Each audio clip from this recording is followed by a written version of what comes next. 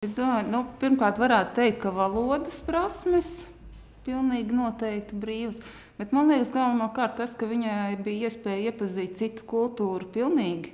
Un es smējos, ka es palaidu latviešu un saņēmu atpakaļ vācieti. Viņai bija ļoti laba ģimene.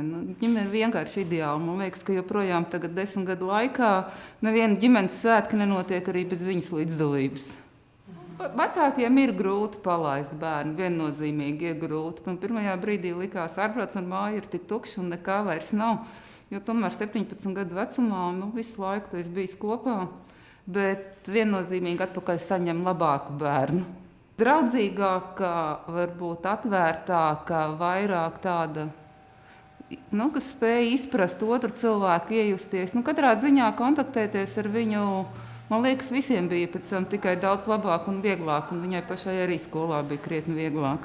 Cik es esmu visiem teikusi, un kas to ir arī uzklausījuši un tā darījuši, ir tas, ka es teicu, ka katrā ziņā tu saņem atpakaļ to bērnu mazliet savādāku, atvērtāku, pieaugušāku, prātīgāku, ar labākām komunikācijas spējām. Visnotaļ, kā es smējos, atpakaļ saņem bērnu labāk.